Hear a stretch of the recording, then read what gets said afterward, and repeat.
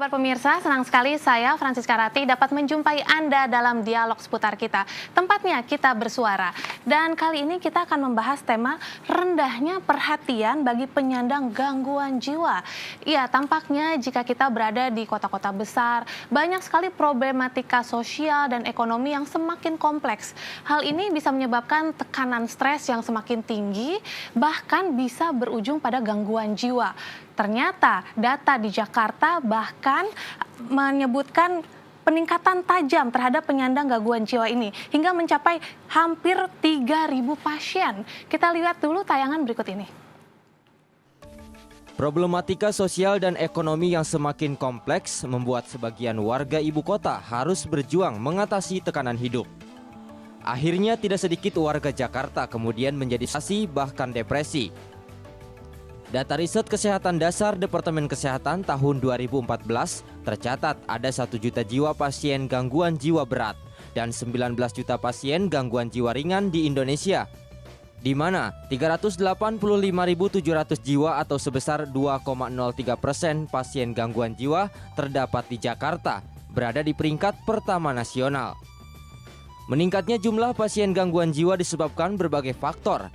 Akibat utama adalah tekanan hidup. Faktor lain akibat banyak warga Jakarta yang kurang peduli dengan masalah kesehatan jiwa. Sementara, berdasarkan data Dinas Sosial DKI Jakarta, jumlah penyandang psikotik hingga Oktober 2015 mencapai 2.962 orang yang ditampung di 3 panti sosial milik Pemprov DKI Jakarta, di mana 90% dari 2.962 orang tersebut masuk dalam stadium sedang sampai berat. Mereka sulit mengenali diri sendiri, keluarga, dan daerah asalnya. Bahkan 75%-nya berasal dari luar Jakarta. Idealnya kapasitas daya tampung 3 panti tersebut adalah 1.700 orang. Tingginya tingkat prevalensi di 3 panti tersebut diakibatkan tidak seimbangnya warga binaan sosial yang masuk dan keluar setelah direhabilitasi. Mengingat warga binaan sosial psikotik cenderung membutuhkan waktu relatif lama dalam mencapai tahap stabilisasi. Di tahun ini penyandang psikotik kita itu cukup meningkat ya di dalam rangka tingkat prevalensi mungkin kita lihat ya Mbak ya. Kalau mungkin di bulan lalu itu masih di posisi 2.500-an ya. Sekarang itu tembus angka 2.962. Nah, dari penyandang 2.962 ini kita coba kemarin membuat namanya Lokakarya. Lokakarya kita coba mengenai penanganan masalah kesejahteraan sosial, dalam hal ini adalah ODMK dan ODGJ ya. Orang dengan masalah kejiwaan dan orang dengan gangguan jiwa terintegrasi. Nah, pertama kita lakukan Lokakarya sehari, hari berikutnya adalah hari ini, jadi tanggal 15, tanggal 16 Mbak itu ya. 1 hari untuk Lokakarya, kita undang para pakar di bidangnya masing-masing, dan hari ini kita melakukan istilah itu adalah working group. Working group itu perumpun, dari working group perumpun nanti akan menghasilkan satu konsep masing-masing. Konsep inilah yang dinamakan Kapita Selectanya. Dari Kapita Selecta ini akan kita gabungkan menjadi satu metode untuk penanganan psikotik. Dalam hal ini rumusannya adalah menjadi rumusan silabus.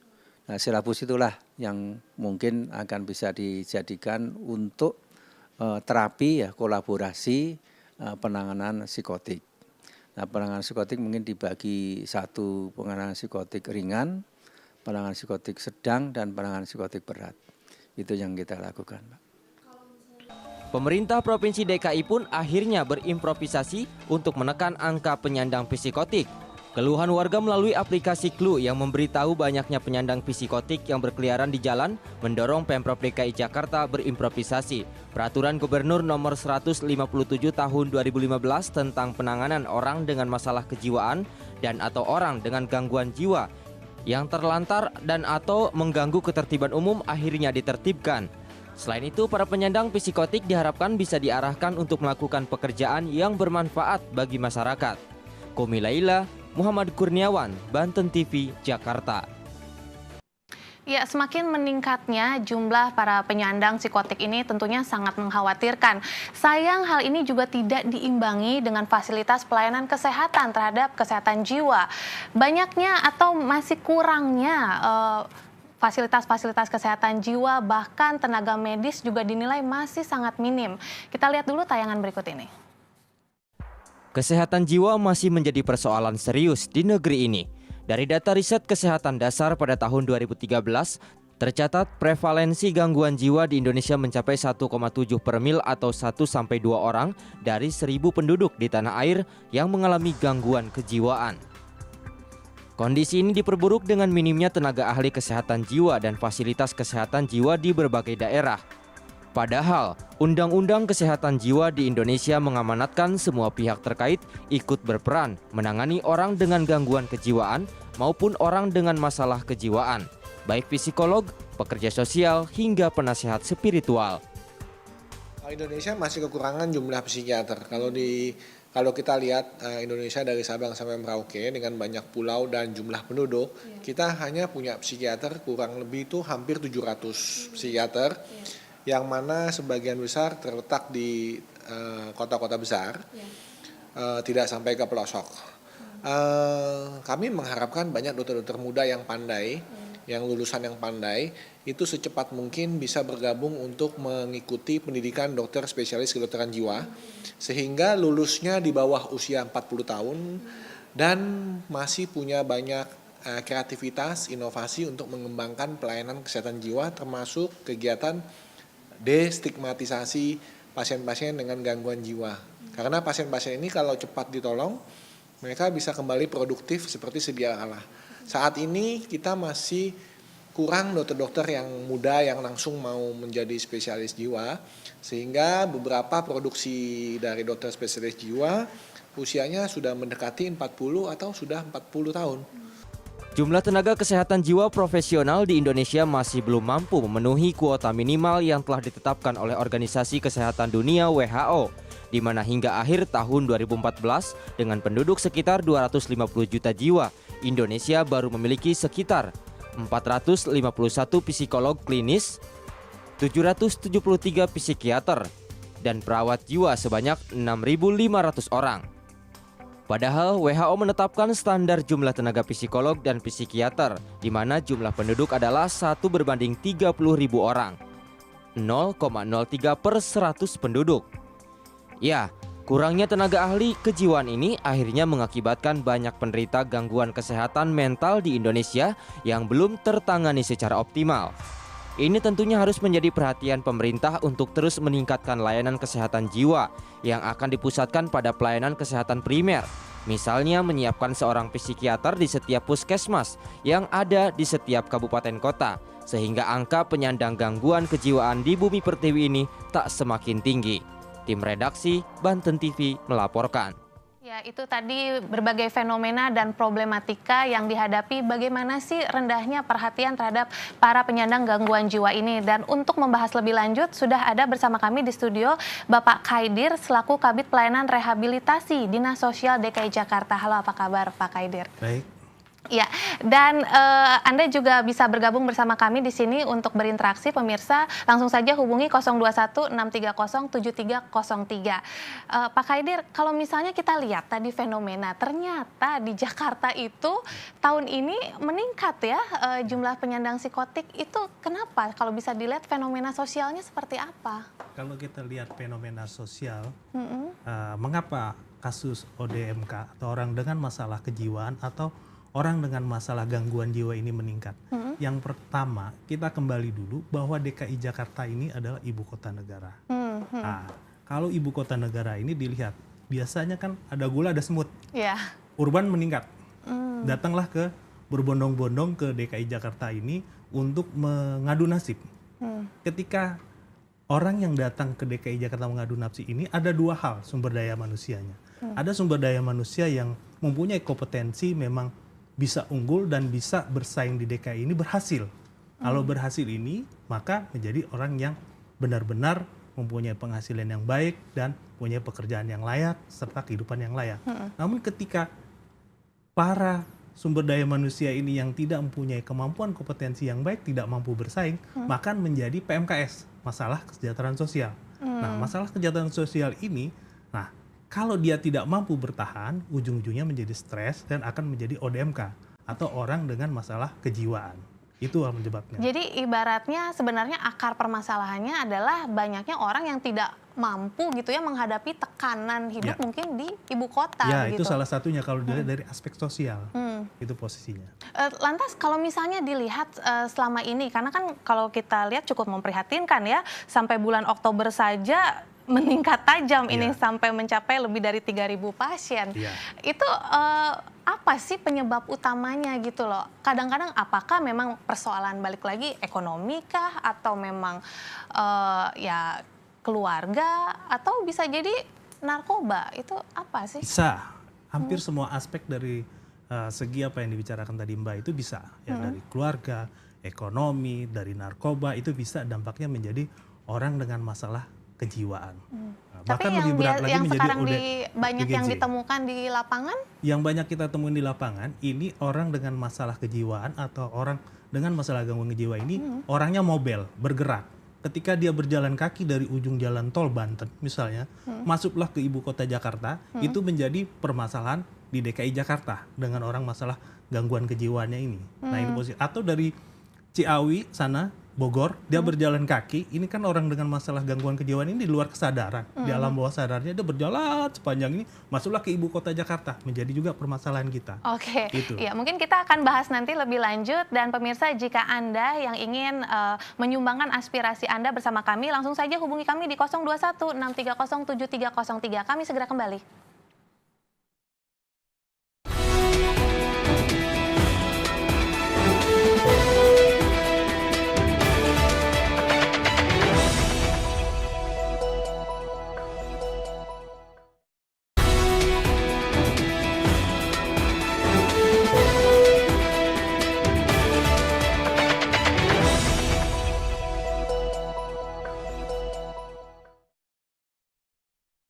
Kesehatan jiwa masih menjadi persoalan serius di negeri ini. Dari data riset kesehatan dasar pada tahun 2013, tercatat prevalensi gangguan jiwa di Indonesia mencapai 1,7 per mil atau 1-2 orang dari 1.000 penduduk di tanah air yang mengalami gangguan kejiwaan. Kondisi ini diperburuk dengan minimnya tenaga ahli kesehatan jiwa dan fasilitas kesehatan jiwa di berbagai daerah. Padahal, Undang-Undang Kesehatan Jiwa di Indonesia mengamanatkan semua pihak.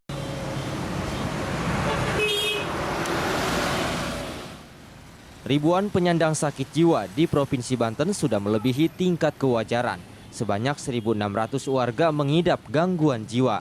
Keberadaan rumah sakit jiwa di Banten tentu sangat mendesak. Hingga kini belum ada penanganan khusus dari pemerintah Provinsi Banten. Akibatnya banyak penyandang psikotik yang terpaksa dipasung keluarganya. Pada tahun 2016 nanti kita pembebasan lahan, terus membuat DD-nya, membuat perencanaan, master plan, dan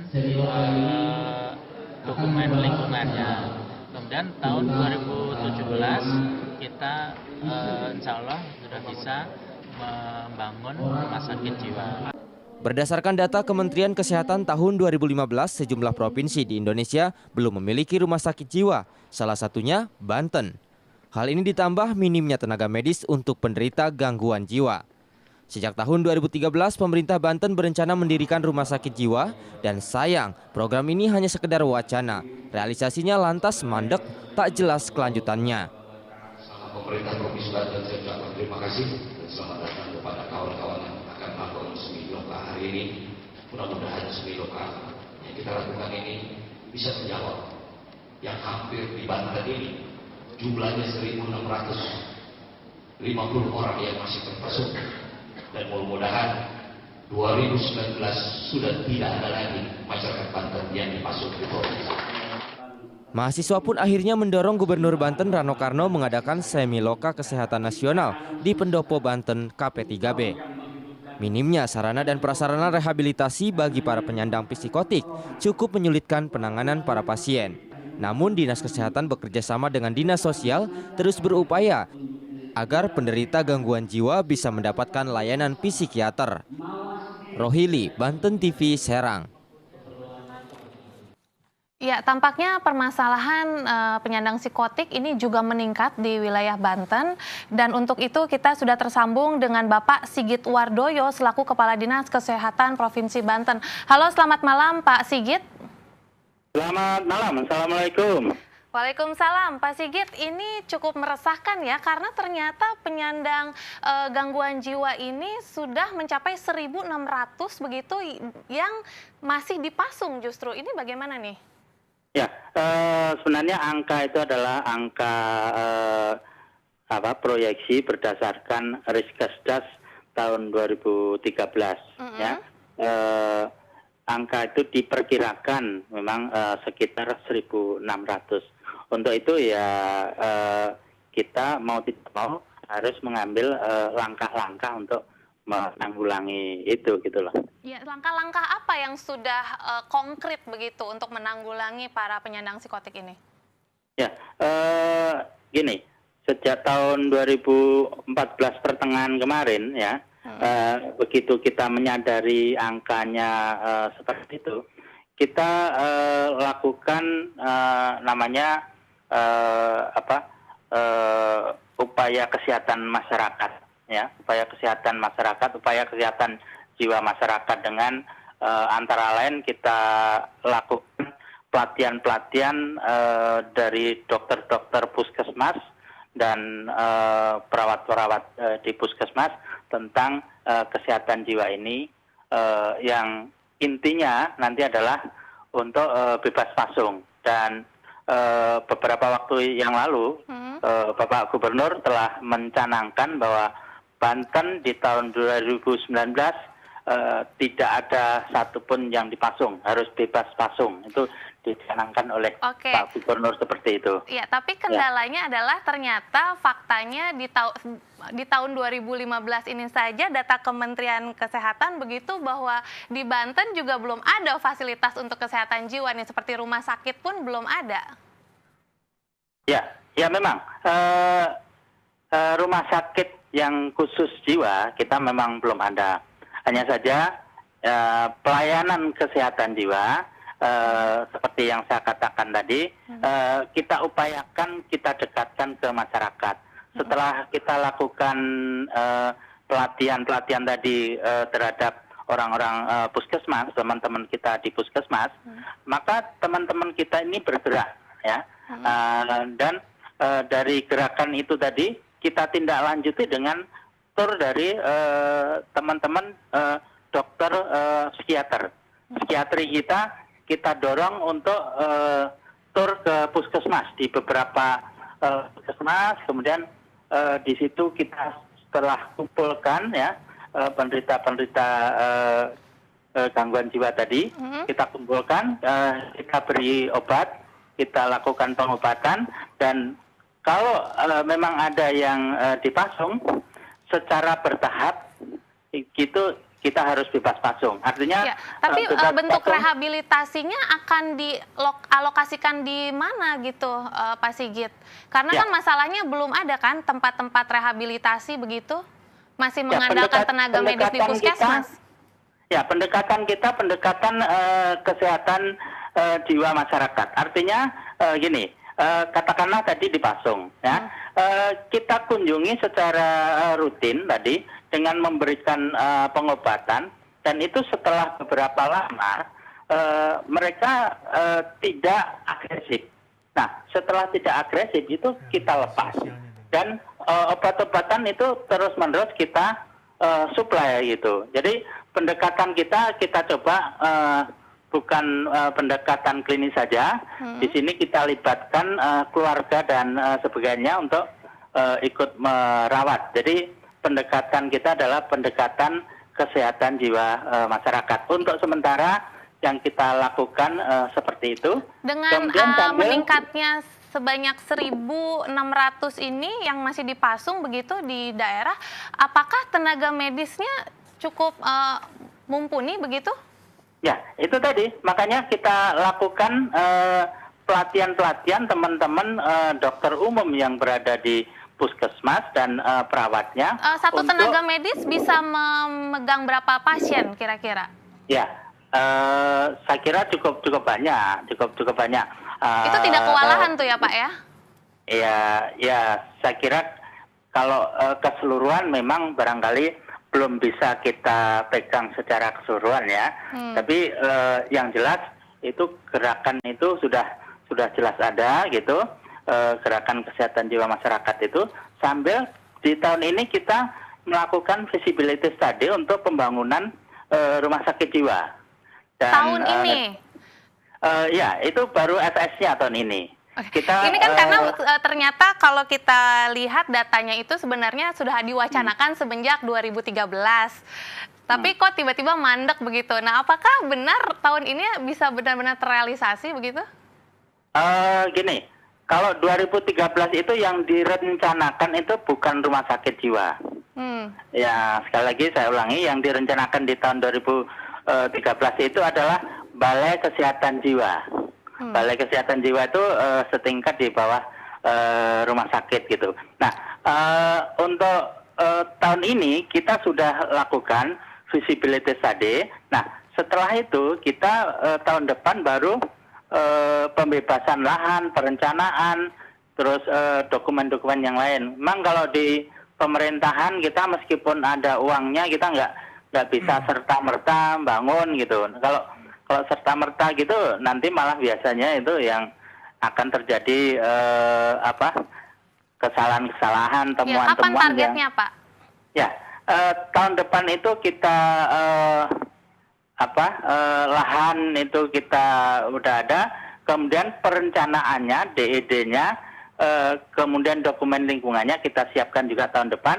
Kemudian di tahun 2017 itu secara fisik itu harus ada. Di samping itu kita juga harus dari sekarang mempersiapkan tenaganya, baik itu dokternya, perawatnya, ataupun tenaga-tenaga yang lain untuk mendukung rumah sakit jiwa tersebut. Berarti 2017 diharapkan sudah ada ya bangunan fisiknya nih ya Pak ya? Ya, insya Allah itu rumah sakit jiwa di tahun 2017 di Banten mudah-mudahan sudah ada gitu. Iya, tapi masalahnya faktor apa sih Pak? Kenapa masyarakat di Banten ini justru semakin meningkat gitu untuk penyandang psikotik ini? Apakah masalah-masalah ekonomi masih jadi alasan utama gitu atau bagaimana? Ya, masalah ekonomi itu tentu saja ada gitu. Di samping tentunya saat sekarang ini adanya pertentangan nilai-nilai yang ada gitu, dengan adanya kemajuan zaman, dengan adanya berbagai nilai-nilai yang ada tadi masuk ke kita semua. Kadang-kadang tidak semuanya itu bisa menerima dengan keadaan. Nah, inilah yang menjadi awal mula dari gangguan jiwa tersebut gitu. Oke, nah ini kan memang kita menunggu sampai 2017 begitu ya untuk realisasi pusat rehabilitasinya. Nah, bagaimana kita bisa memastikan tenaga medis ini pada saat melakukan rehabilitasi dan pengobatan begitu untuk warga yang masih dipasung ini bisa efektif mengobati mereka dan mereka pun bisa berangsur normal, itu efektivitasnya bagaimana?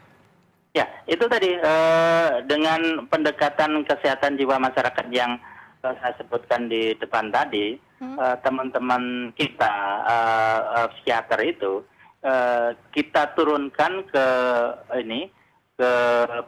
puskesmas, di samping langsung memberikan pelayanan itu, dia juga memberikan alih teknologi kepada teman-teman kita yang dokter umum ataupun perawat gitu, sehingga tentunya dokter umum dan perawat tadi semakin lama tentunya semakin lebih terampil di dalam memberikan pengobatan terapi terhadap penderita gangguan jiwa tadi gitu. Itu prosesnya apakah memang masih dalam bentuk kondisinya dipasung begitu atau pada saat terapi itu sudah bebas pasung?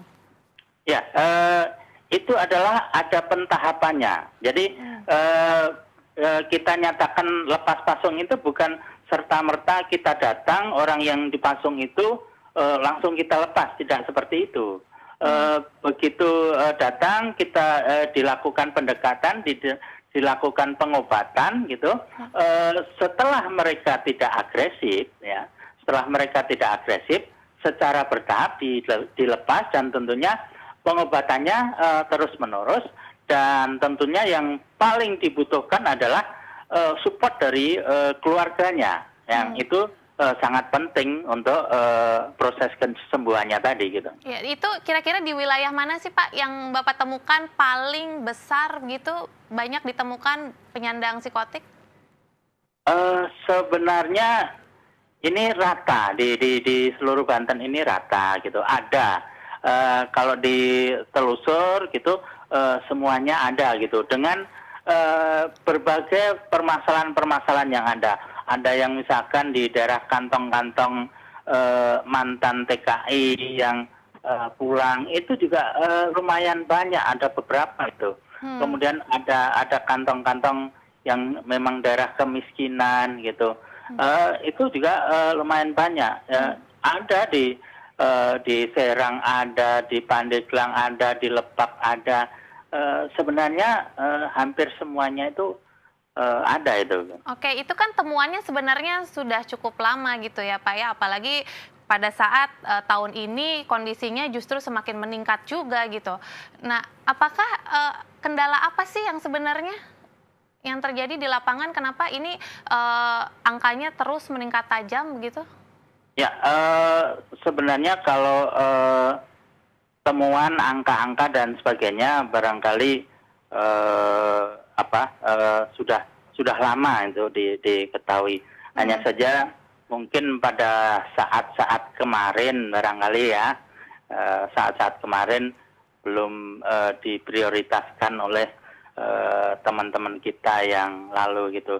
Jadi belum cukup serius begitu ya? Iya. Untuk diketahui saja, saya menjabat waktu itu bulan Juni 2014. Kemudian pada saat itu anggaran-anggaran untuk jiwa memang sangat minim dan lagi-lagi terbentur anggaran nih Pak. Ya, proses perubahan anggaran itu saya langsung ubah dan upayakan untuk itu tadi pelatihan-pelatihan dan penerapan kesehatan jiwa masyarakat tadi gitu. Berarti otomatis bila sudah ada perubahan dalam anggaran seharusnya ini bisa lebih dikondisikan dan lebih diperbaiki gitu ya? Ya, tentu saja. Jadi silakan nanti para wartawan kalau pada waktu kita turun ke puskesmas, turun ke lapangan gitu, menyertai kita untuk bisa melihat sendiri betapa miris ya. Saudara-saudara kita yang mengidap gangguan jiwa yang dan itu sangat ironis ya. Sangat ironisnya apa? Mereka dipandangnya sebagai orang gila dan sebagainya, menjadi bahan olokan dan sebagainya. Padahal cobalah kita pikirkan, andaikan yang seperti itu orang tua kita atau saudara kita, coba bagaimana perasaan kita semuanya gitu. Baik, ya. Kapan Pak targetnya wilayah Banten ini penyandang psikotik bebas pasung? Ya, beberapa waktu yang lalu, tepatnya minggu kemarin, telah dicanangkan oleh Bapak Gubernur, tepatnya di daerah Pontang sana ya, dicanangkan oleh Bapak Gubernur bahwa pada tahun 2019 di Banten harus bebas pasung. Karena ini menurut perhitungan kita kan pentahapan. Ya. Artinya gini, tahun 2017 itu kita baru membangun, 2018 itu operasional, nah 2019 mau tidak mau kita harus bebas dari pasung. Baik, gitu, optimis Pak, 2019 wilayah Banten penyandang psikotik bebas pasung ya Pak. Kita sangat menunggu kinerja dari Pak Sigit Wardoyo nih bersama tentunya jajaran terkait dari Dinas Kesehatan, Dinas Sosial dan tentunya semua Pemprov di Banten begitu agar ini benar-benar terwujud ya, tidak hanya sekedar wacana lagi nih Pak. Insya Allah kita di lapangan saat sekarang ini sudah sangat solid gitu. Pada waktu pelatihan untuk bebas pasung itu, kami tidak hanya melibatkan teman-teman dari puskesmas saja, tapi lintas sektor seperti dinas sosial, kemudian juga kepolisian dan sebagainya. Karena di situ juga menyangkut harkat martabat manusia, menyangkut hak asasi manusia gitu. Iya, karena baik. Ya, yang kita temui di lapangan banyak sekali saudara-saudara kita yang mengalami gangguan kejiwaan tersebut gitu. Ada yang sudah seakan-akan tidak dianggap seperti manusia lagi gitu. Iya, tentu itu benar-benar kondisi yang sangat memprihatinkan. Kita benar-benar menunggu, pastinya kita sangat menunggu kinerjanya Pak. Semoga benar-benar terrealisasi 2019 wilayah Banten penyandang psikotik benar-benar bebas pasung dan tentunya angkanya juga semakin diminimalisir begitu ya. Terima kasih Pak Sigit Wardoyo selaku Kepala Dinas Kesehatan Provinsi Banten sudah berbagi informasi bersama kami. Selamat bertugas Pak. Yo, terima kasih. Assalamualaikum warahmatullahi wabarakatuh. Waalaikumsalam. Ya, itu tadi perbincangan kita dengan Pak Sigit Wardoyo dan juga pemirsa, bagi Anda yang ingin menyuarakan aspirasi Anda bersama kami di sini, langsung saja telepon kami di 021 630 7303. Kami segera kembali.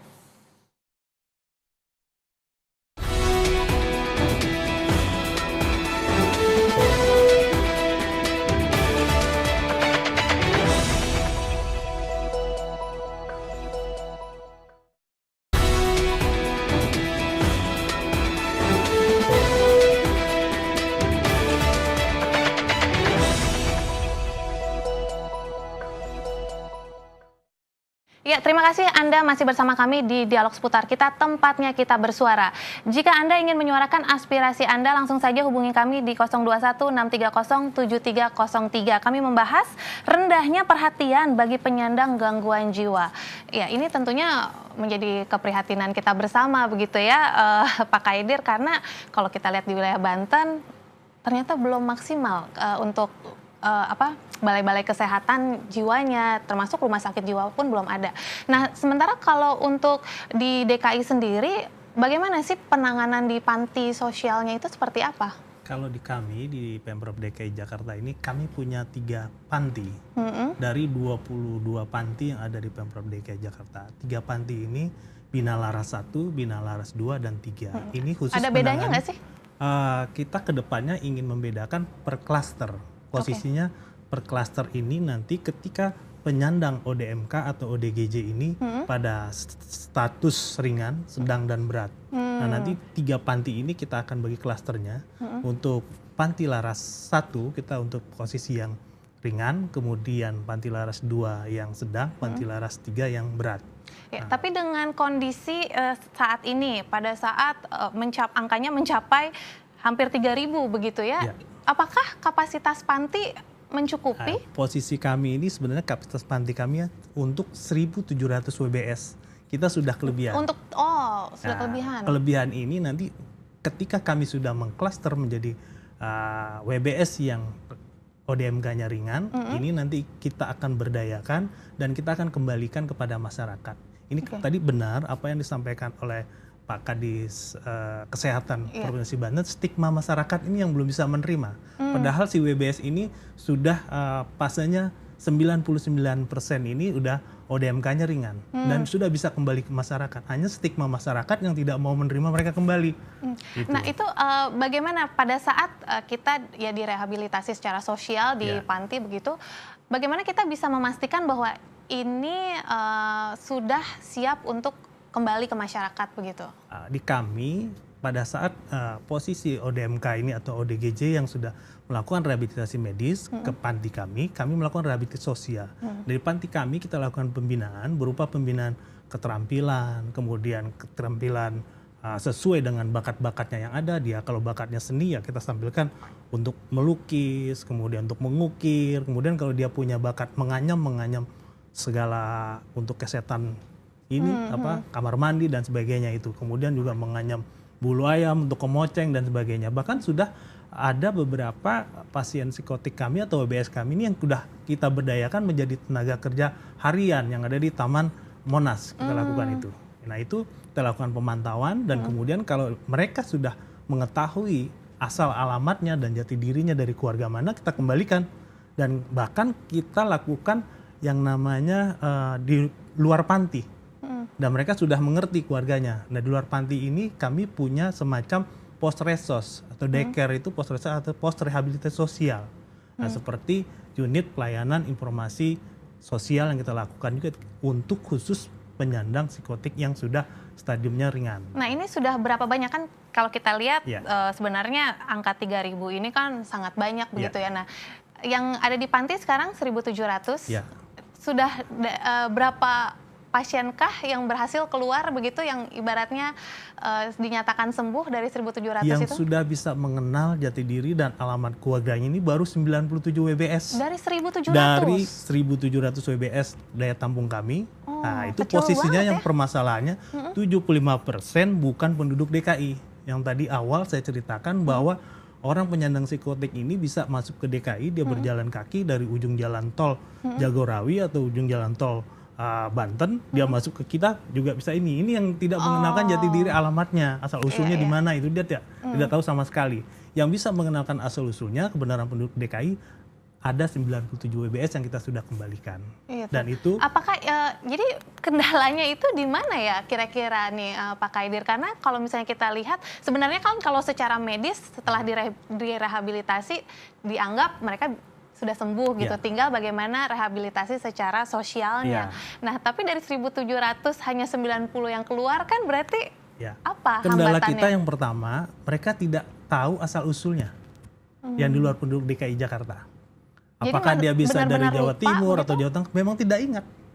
Tidak ada identitas sama sekali. Tidak ada. Dia datang dengan masuk ke ibu kota Jakarta dengan rambut yang gimbal-gimbal, kemudian kita lakukan pembinaan di panti, kemudian kita lakukan rehabilitasi medis ke rumah sakit daerah yang kami punya, kemudian dari rehabilitasi medis kita kembalikan ke panti lagi, pembinaan lebih lanjut, ya. Dia tidak mengingat asal daerahnya dari mana. Oke, faktor lain kendalanya? Faktor lain ya tidak mengingat? Satu stigma masyarakat. Bahkan misalnya dia ingat keluarganya, keluarga belum bisa mau menerima, atau masyarakat belum menerima stigma, wah ini orang ODMK. Lantas kalau misalnya keluarga tidak mau menerima, bagaimana tuh? Ya, sisanya ini berada di panti kami. Tetap kita lakukan menjalani pembinaan. rehabilitasi terus. Iya, rehabilitasi sosial terus. Oke, kalau misalnya kita lihat berarti temuan di lapangan itu kebanyakan adalah memang penyandang psikotiknya yang di luar DKI. Ya, maksudnya berkeliaran di jalan begitu ya, dengan kondisi ya seperti itu gimbal, tidak terawat gitu, itu yang memang yang banyak ditemukan di lapangan. Jadi sebagian besar penyandang psikotik yang masuk ke DKI Jakarta ini hasil jangkauan yang kami tangkap di jalan. Oh, oke. Jadi angka 3.000 ini kebanyakan yang berada di jalan itu. Dari 5 wilayah yang berada di Pemprov DKI Jakarta, utara, timur, barat, selatan. Nah itu kita jangkau. Oke, itu pada saat Anda mulai mungkin melakukan investigasi begitu ya, mencari para penyandang psikotik di jalanan ini, itu setiap hari atau seminggu petugas sekali? Kami melakukan 24 jam kerja. 24 jam kerja? Kami di Dinas Sosial Pemprov DKI Jakarta itu ada yang namanya petugas P3S.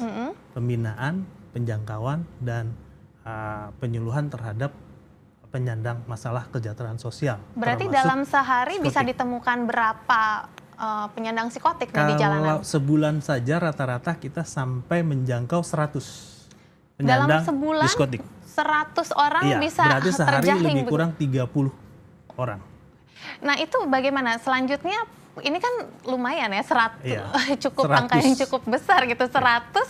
Lantas seperti apa pada saat mungkin diamankan begitu? Lantas apa prosesnya, prosedurnya? Prosedur yang pertama, ketika kami menjangkau orang masalah gangguan kejiwaan ini yang sedang proses mengamuk atau apa di jalan, nah kami lakukan dulu rehabilitasi medis. Kami berkoordinasi dengan Dinas Kesehatan melalui rumah sakit daerahnya. Setelah dari rumah sakit daerah kami melakukan penyembuhan dari rehabilitasi medis, baru dikembalikan ke panti kami untuk melakukan rehabilitasi sosialnya. Gitu. Nah ini kan bisa dikatakan sebenarnya saat ini kan lagi Indonesia lah ya, lagi mengalami kesulitan ekonomi gitu. Banyak terjadi PHK massal gitu di sejumlah industri. Berarti bisa dibilang kalau kita bicara soal fenomena sosial, apalagi banyak pendatang yang mau mencari kerja di Jakarta akhirnya mengalami PHK, bisa bertambah dong ini angkanya. Jadi begini, ada beberapa pakar menyatakan 4 orang berkumpul ya, dalam kondisi ini 1 orang bisa dinyatakan ODMK, orang dengan masalah kejiwaan, belum menjadi orang dengan gangguan jiwa. Itu. Nah, sampai beda. ada slogan kayak gitu ya. Klasternya beda. Ya. ODMK dan ODGJ itu pengertiannya beda. Kalau ODGJ orang dengan gangguan kejiwaan, ini yang perlu dilakukan rehabilitasi medis dan rehabilitasi sosial. ODMK cukup dilakukan rehabilitasi sosial dengan pembinaan-pembinaan yang ada di panti-panti yang ada di Pemprov DKI Jakarta, itu posisinya. Tapi masalahnya apakah selama ini mungkin itu yang masih ringan begitu ya? Ya, yang ringan. Nah, apakah dengan gampangnya orang bisa mengetahui gejalanya? Karena kan kalau kita lihat gejalanya gampang. Pertama, kalau ODMK ini orang berkali-kali berbulak-balik atau membersihkan kamar mandi yang perasaan kurang bersih, disikat lagi bersih, itu udah gejala ODMK. Atau dia tersenyum-tersenyum sendiri, atau dia menyendiri. Makanya kita dalam anggota keluarga, kalau ada salah satu anggota keluarga kita yang menyendiri sendiri, kita harus ajak komunikasi. Nah, tadi benar dari Kepala Dinas Kesehatan Banten menyatakan bahwa posisi ini pertama intinya keluarga. Ya. Ada pendekatan keluarga, baru lingkungan. Hanya lingkungan ini stigmanya yang kadang-kadang kalau orang ada gangguan jiwa ini udah dijauhi atau disingkirkan dari komunitasnya. Itu yang tidak boleh. Mungkin takut mengamuk tadi ya. Padahal kita tahu ada undang-undang yang mengaturnya tersebut. Undang-undang yang mengatur posisi untuk rehabilitasi medis itu atau rehabilitasi kesehatan jiwa ini diatur oleh Undang-Undang Nomor 18 tahun 2014 tentang kesehatan jiwa. Itu. Kemudian dari rehabilitasi sosial dilakukan oleh Undang-Undang Nomor 19 tahun 2011 tentang pelindungan disabilitas. Gangguan jiwa ini termasuk disabilitas mental. Itu posisinya itu. Dan ini yang mengkhawatirkan itu adalah saat ini gangguan mental dan kejiwaan justru banyak ditemukan orang-orang yang usianya produktif gitu. Apakah itu banyak ditemukan saat ini? Saat ini kalau ODMK kita ada yang mulai dari remaja, ada yang berproduktif, kemudian juga ada yang lansia yang ada di DKI Jakarta itu. Nah, ketika yang berproduktif, ini kita lakukan pembinaan rehabilitasi sosial ini, kita lakukan pekerjaan-pekerjaan berupa, tadi saya sudah kasih gambaran bahwa di DKI Jakarta itu pada penyandang psikotik yang sudah kategori ringan, kita pekerjakan sebagai tenaga harian lepas di Taman Monas. Itu, apakah jangka waktunya itu mungkin relatif lebih lama atau bagaimana ya untuk bisa mereka kembali ke masyarakat itu? Nah, kalau jangka waktu ini tergantung keluarga dan masyarakat siap menerimanya. Ketika kita sudah lakukan rehabilitasi sosial, kemudian rehabilitasi medisnya juga sudah sempurna, artinya dia bisa kembali ke masyarakat. Keluarganya mau menerima dan masyarakat mau menerima. Stigma ini yang harus dibuang bahwa ini orang ex atau mantan dari penyandang psikotik. Itu harus dibuang jauh-jauh. Oke. Nah, bagaimana sih kira-kira nih? Ini kan sebenarnya memang keprihatinan kita bersama gitu ya, Pak Kaidir. Tapi tentunya Dinas Sosial dan seluruh jajaran Pemprov DKI juga lagi giat ini kan karena ini sungguh-sungguh mengkhawatirkan kalau angkanya bertambah terus. Apalagi ya itu tadi bisa jadi dengan masalah PHK pun itu menyebabkan tingkat stres yang semakin tinggi gitu di kalangan masyarakat. Nah, solusi ke depannya kira-kira seperti apa? Solusi kami telah melakukan beberapa lokakarya kemarin 22 hari ini.